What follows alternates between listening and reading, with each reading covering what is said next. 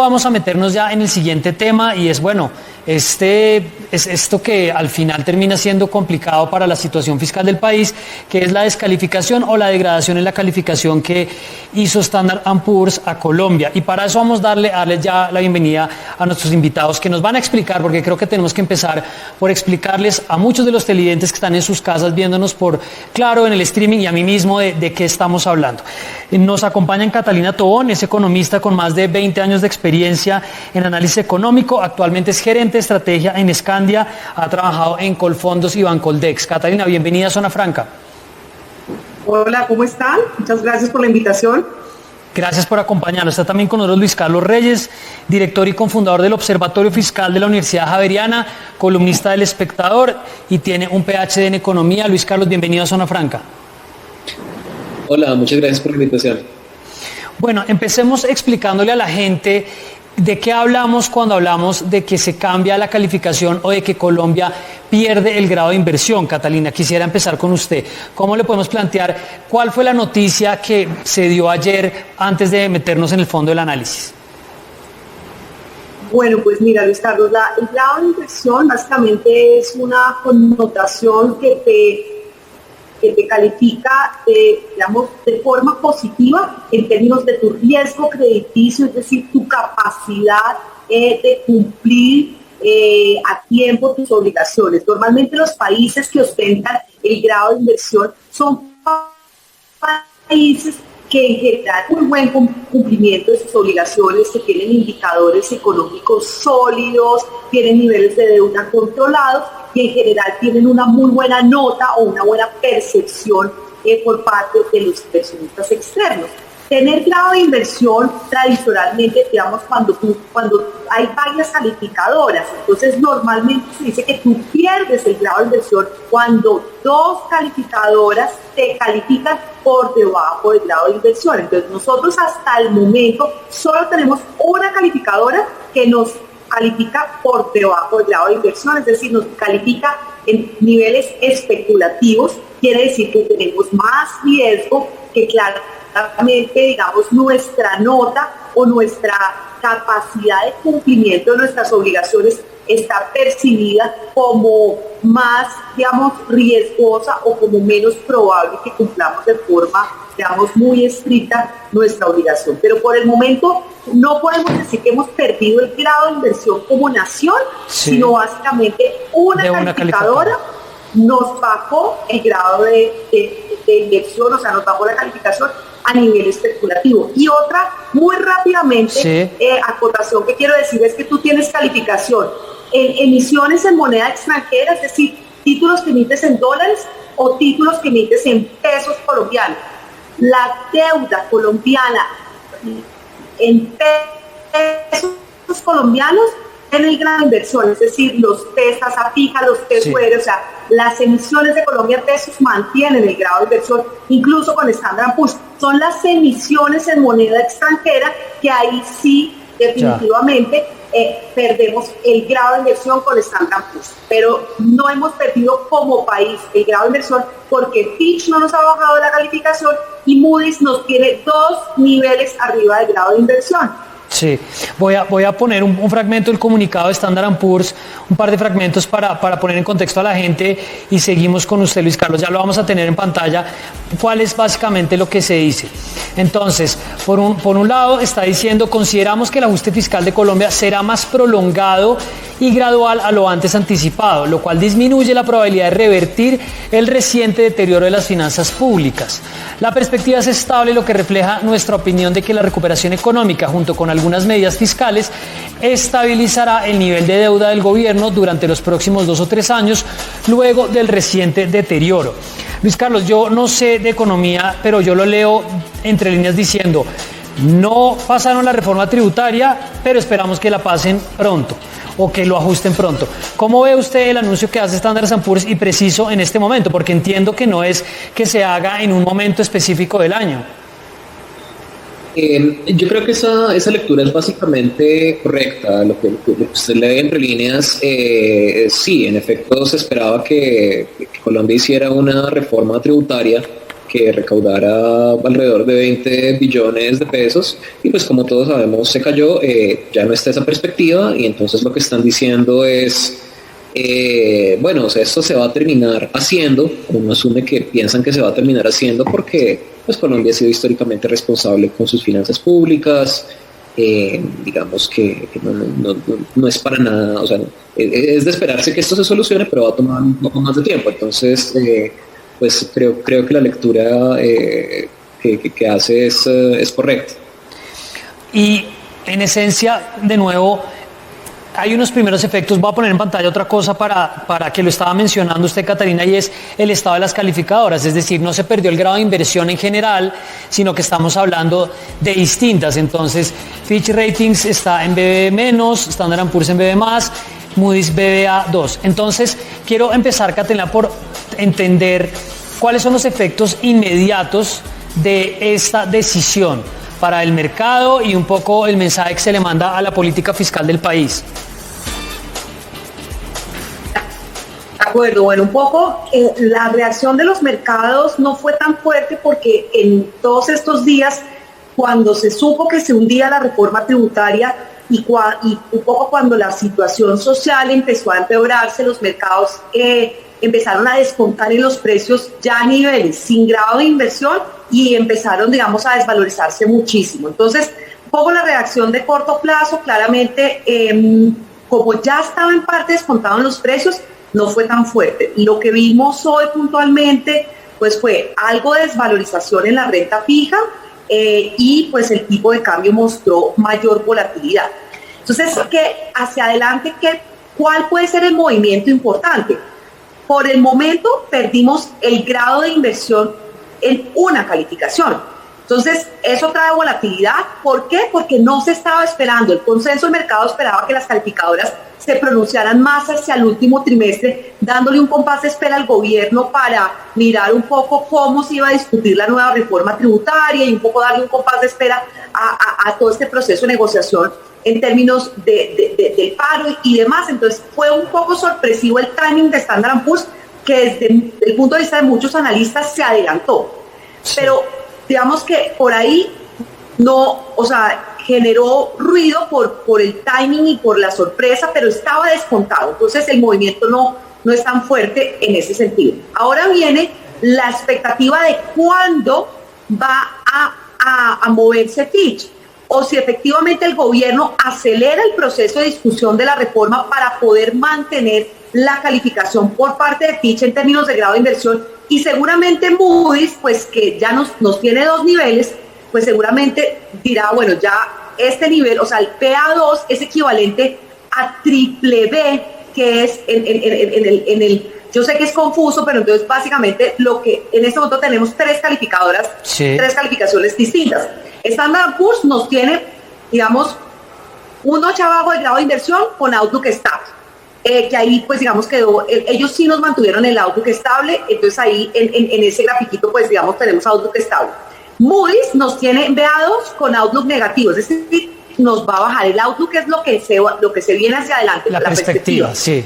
Y Fitch nos tiene un nivel arriba de grado de inversión, o sea, podemos caer igualito que Moody's. Pero entonces, si el gobierno, digamos, es suficientemente hábil en términos de dar una solución para darle sostenibilidad a las cuentas fiscales, para decir, oiga, vamos en una buena senda de crecimiento, estamos negociando el paro, tema sanitario va por buen camino, el nivel de deuda está alto, por encima del 60% del PIB, que es una preocupación muy grande, sí, pero vamos por buen camino. Seguramente Fitch tal vez tardará un tiempo en moverse. Muy seguramente en el corto plazo tenderá a bajar, pero si Moody's nos baja un nivel, todavía quedamos en grado de inversión.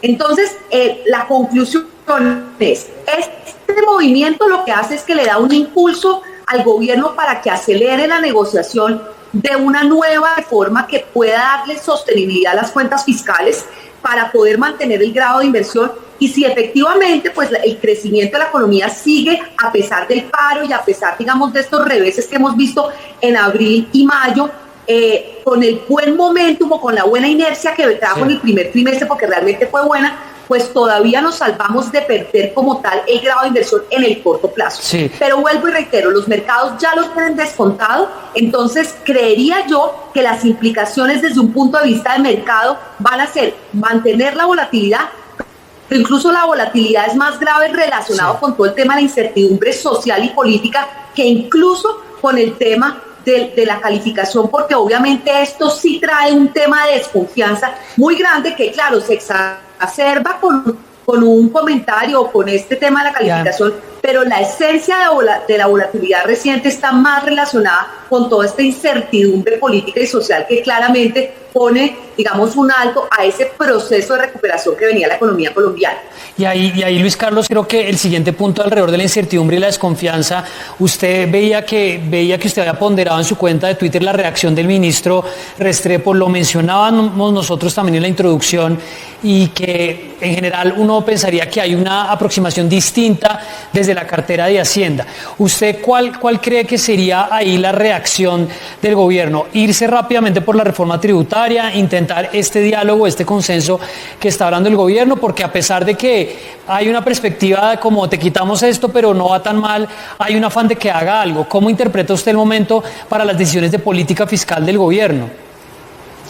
Sí, bueno, a ver, en primer lugar creo que es muy acertada la reacción del ministro frente a esto, o sea, creo que la pondera bastante bien, menciona lo que hemos estado hablando, o sea, no dice que esto es el fin del mundo, mientras que paradójicamente antes de que esto ocurriera, desde el Ministerio de Hacienda había estado saliendo el mensaje de que o hacíamos la reforma tributaria específica que estaba planteando el Ministerio de Hacienda, o nos quitaban el grado de inversión y esto era una catástrofe. Cuando en realidad esta no es la única reforma, la reforma que planteaba el gobierno no es la única que nos pondría en una senda estable. De hecho, hoy desde el Observatorio Fiscal de la Javeriana, junto con académicos de otras universidades, hemos presentado una propuesta que recauda lo que se necesita recaudar sin tocar a nadie que gane menos de 6 millones de pesos sin tocar el bolsillo. Y bueno, o sea, uno no puede dejar de pensar que estos mensajes saliendo desde el Ministerio de Hacienda no le son completamente indiferentes a las calificadoras que en últimas pues están midiendo el ambiente político del país como lo estamos haciendo nosotros. O sea, yo la verdad siento que se exageró un poco la gravedad de la situación desde el Ministerio de Hacienda y esto tiene unas repercusiones en cómo nos perciben desde afuera. O sea, claro, no es que haya sido totalmente ficticio, el país sí necesita... Pero quedémonos en ese punto, Luis Carlos. Qué pena que lo interrumpa, que ese punto me parece interesante. El gobierno, al querer alertar la necesidad de la reforma, ¿pudo haber también incentivado o activado que esas alarmas afuera se prendieran de alguna manera? Yo pienso que sí, o sea, yo pienso que había tanta insistencia desde el Ministerio de Hacienda de pasar esta reforma, que de pronto por razones técnicas consideraba que era la mejor reforma posible, qué sé yo, que trató de utilizar todos los medios de persuasión posibles, incluyendo mandar un mensaje de urgencia acerca de las finanzas públicas del país, que de pronto se pudo haber manejado de manera mucho más prudente, como lo está haciendo el ministro nuevo, y habernos comprado un poco más de tiempo para poner las finanzas en orden. Lo cierto es que pues lo que pasó y creo que el ministro pues debería seguir en la actitud que ha mostrado. Creo que es importante también para la misma estabilidad de una reforma tributaria. Es importante no solo el mensaje que estamos mandando hacia afuera, sino el mensaje que se está mandando hacia adentro. Si adentro estamos haciendo una reforma un poco a las malas en contra de una gran oposición popular, viéndolo desde afuera, pues uno también va a pensar, quién sabe qué tan políticamente estable sea esto. Creo que es mucho más razonable apostarle a algo que recoja un consenso nacional más amplio, y así un inversionista externo va a poder pensar, bueno, estas reglas de juego no me las van a cambiar de la noche a la mañana, porque hay un grupo importante de ciudadanos que piensa que es una reforma justa. Sí. Quiero hacer la misma pregunta a usted, Catalina, de qué tanto el gobierno pudo haber sumado esto, pero tengo que ir a una pausa. Quédense con nosotros otro rato. Ustedes no se muevan, ya regresamos.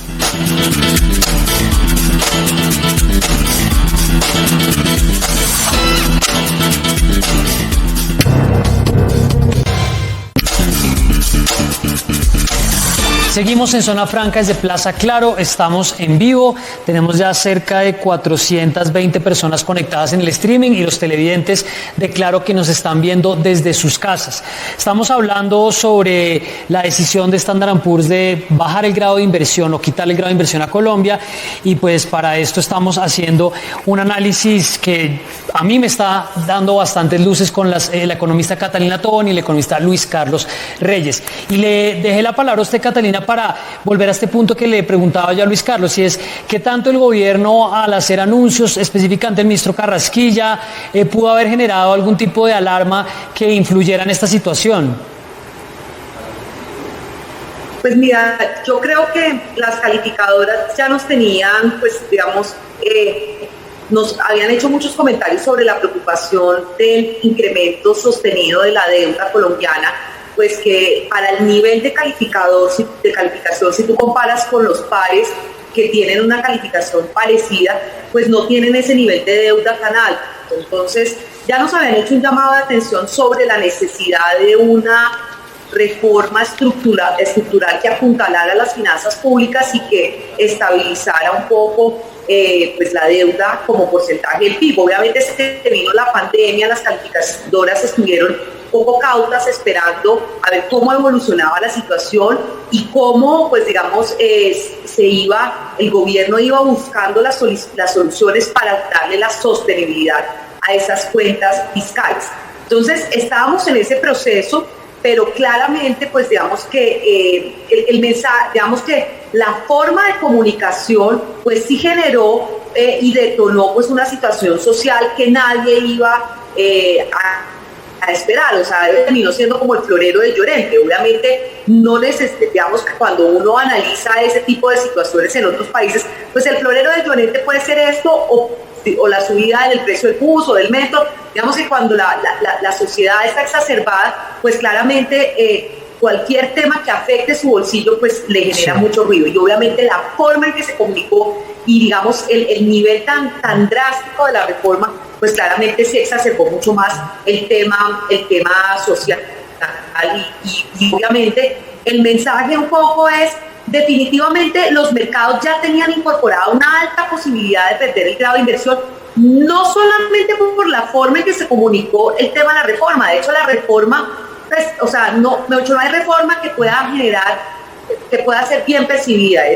Generalmente son temas impopulares, sí. Eso no hay nada que hacer. Pero el punto realmente es que los niveles de deuda y de déficit fiscal no son sostenibles con una calificación de ese nivel, y por eso, pues, eso desencadenó la reacción. Tal vez un poco a mí y un poco los analistas quedamos un poco fuera de base con el timing. Yo me imaginaba, o el consenso estaba mucho más hacia la última mitad del año, dando como un compás de espera para ver cómo se solucionaba, pero pues digamos que se adelantaron. Y la argumentación es clara y la argumentación va en línea con lo que todos estamos esperando. Ustedes nosotros como país tenemos una deuda alta, una deuda que está por encima del promedio de los países que tienen la calificación equivalente a la de ustedes. Número dos, pues tenemos un tema fiscal pues que todavía no está claro cómo se soluciona en términos, digamos, de crecimiento. Pues todavía estamos muy rezagados en el control de la pandemia, y eso obviamente genera pues un rezago en materia de crecimiento. Entonces todo esto pues desencadena la decisión. Y puede ser que la forma en que se comunicaba no fue la más idónea, y esto obviamente generó todo lo que ya sabemos, pero no es el elemento detonador. El elemento detonador son unas finanzas públicas que pues están deterioradas y afectadas por una pandemia, y pues que venían ya en una situación bastante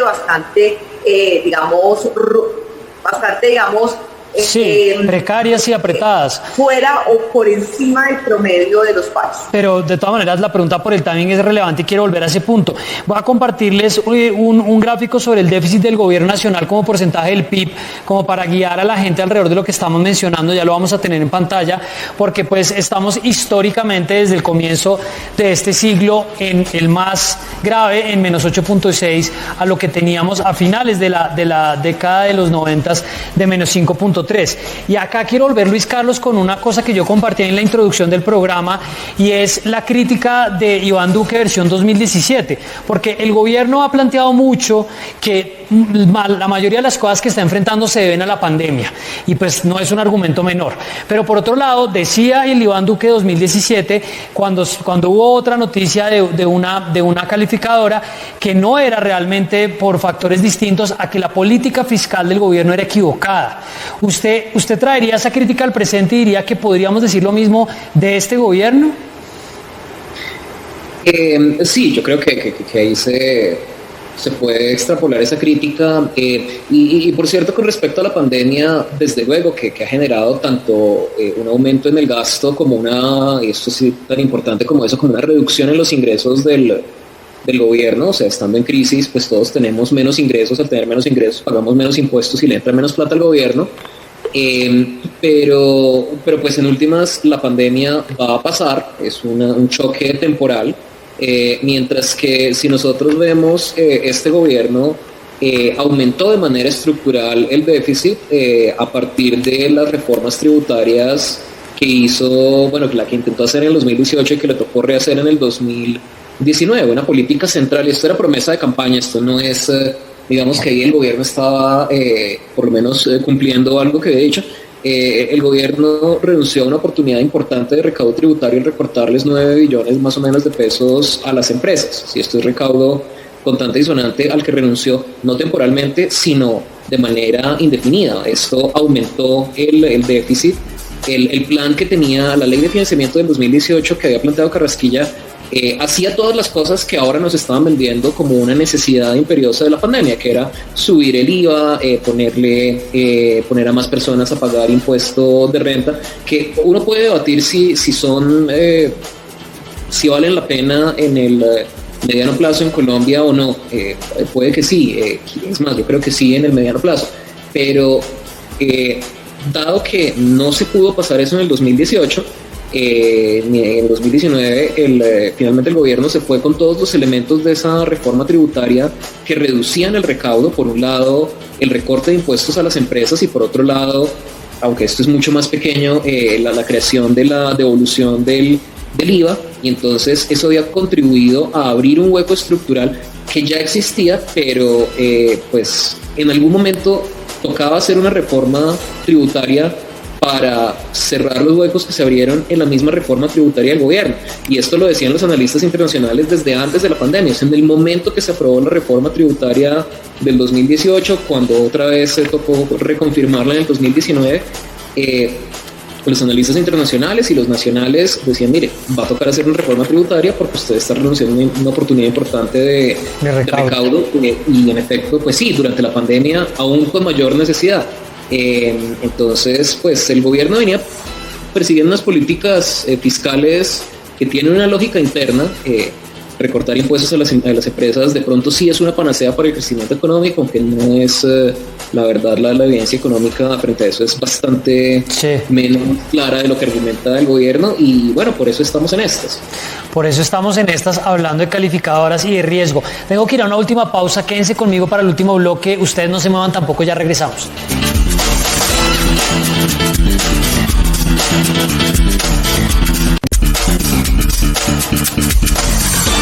Estamos en Zona Franca desde Plaza Claro en vivo, hablando con los economistas Catalina Tobón y Luis Carlos Reyes. Y en este último bloque quiero ponerme un poco como en modo doctrina del shock de Naomi Klein sobre qué tanto esto presiona de alguna manera la soberanía y el rol que tienen estas decisiones. Hablaba usted, Catalina, sobre el momento en el que se hace.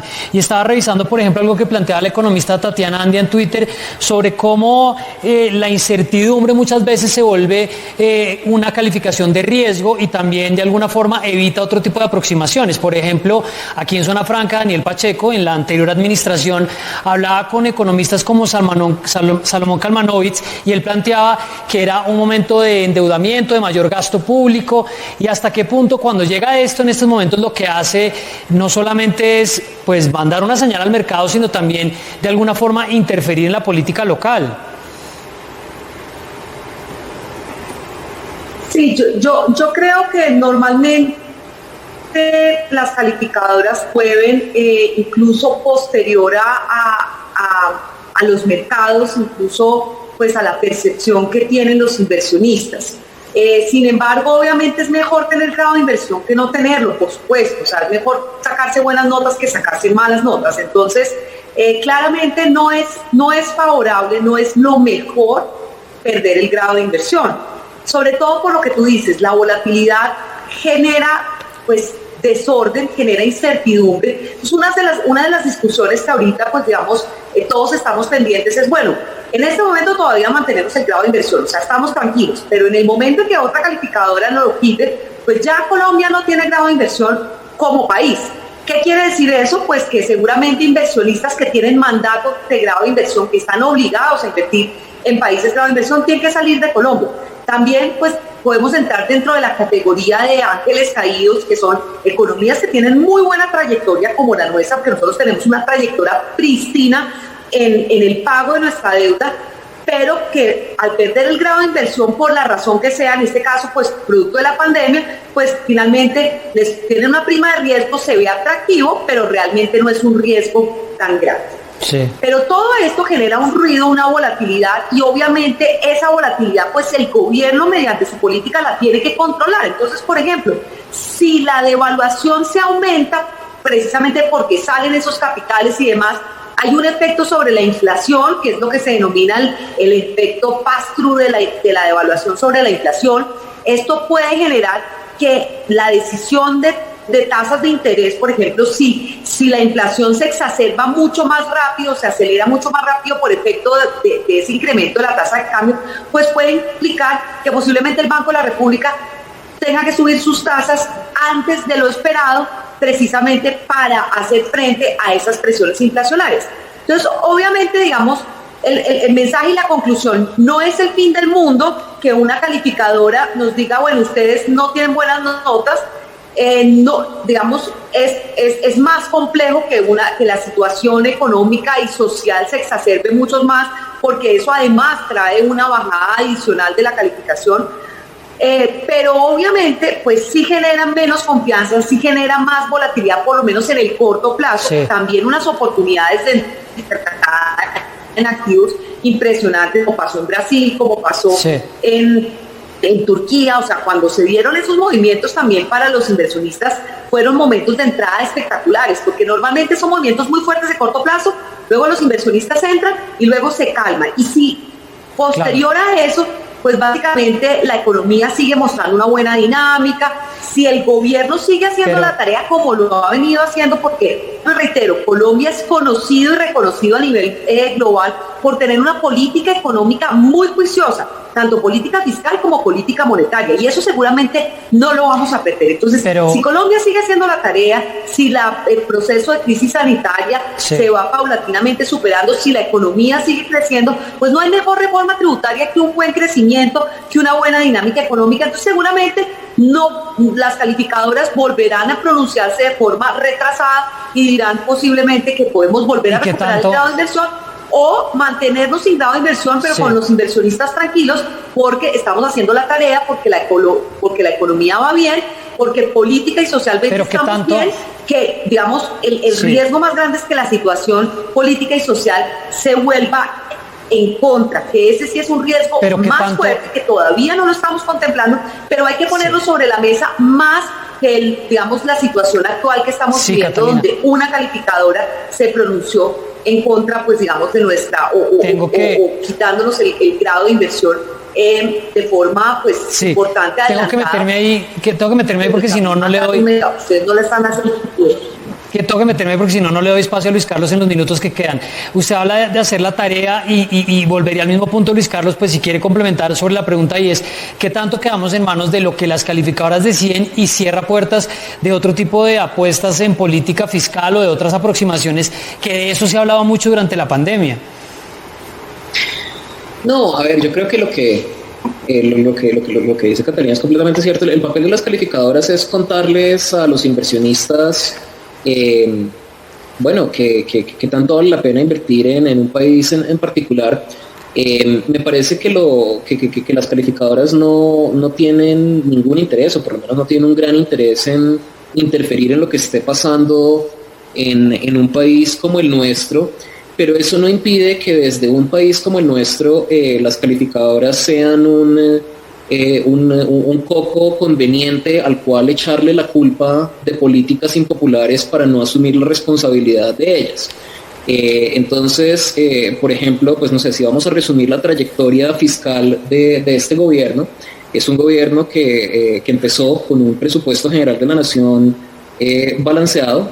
Al llegar el ministro de Hacienda dijo, y pues esto de que dijo pasó una carta de modificación al Congreso de la República diciendo ese presupuesto que dejó el gobierno anterior está desfinanciado. ¿Por qué? Pues porque yo digo que aquí hay 14 billones de pesos menos de los que había dicho el otro gobierno que quedaban, y entonces nos toca hacer una reforma tributaria porque estamos desfinanciados. De pronto a algunos ya se les olvidó el hueco fiscal impresionante que era la razón para hacer unas reformas tributarias que terminaron reduciendo el nivel de recaudo tributario, y siempre el argumento fue un poco, no, hay un hueco fiscal y hay que taparlo porque las calificadoras tal cosa, cuando en realidad lo que se estaba haciendo era abrir un hueco fiscal para recortarles impuestos a pues, algunas personas, sobre todo a algunas empresas, y pasarles esos impuestos a otras personas, sí, principalmente a asalariados y a consumidores. Las calificadoras no exigen ninguna de estas cosas. Lo que les interesa a las calificadoras es que esté entrando la plata que se necesita para que nosotros paguemos nuestras obligaciones, y eso se puede hacer con un sistema tributario más regresivo como el que estaba planteando Carrasquilla, o con uno más progresivo. Y por ejemplo, creo que ahí en la misma Andy leyó muchísimo mejor la situación política planteando una reforma tributaria antes de la que planteó el gobierno, en la cual se le echaba un reversazo a esos recortes de impuestos a las empresas, y pues creo que habría sido buena idea que el gobierno aceptara estas sugerencias de la ANDI, porque pues yo creo que habría mandado una señal de tranquilidad tanto a las calificadoras como a, pues ahora digamos a la gente que se está movilizando en las calles. Echar esto para atrás no va a ser tan fácil como habría sido pararlo a tiempo con una política fiscal más progresiva. Ni tampoco va a ser fácil echar a andar esa reforma, por más que el cambio de lenguaje del ministro, por supuesto que ayude. Pues Luis Carlos Reyes es director del Observatorio Fiscal de la Universidad Javeriana. Gracias por estar en Zona Franca. Muchas gracias por la invitación. Catalina Tobón es la directora de estrategia en Scandia. Gracias por estar con nosotros en Zona Franca para hablar de este tema. Gracias a ustedes por la invitación. Bueno, pues nos quedamos con este análisis. Y qué estará diciendo el Iván Duque 2017 al de 2021 de si esto era realmente un problema de la política fiscal y no solamente de las cosas asociadas a la pandemia. Nosotros nos vemos mañana de nuevo, viernes. Vamos a volver a tener un 2x1 que yo creo que les va a gustar. Resumen de la semana, un par de invitados y pues recoger esta semana que no ha estado fácil como las últimas que hemos tenido. Cuídense, si van a estar en la calle, descansen, nos vemos mañana. Chao.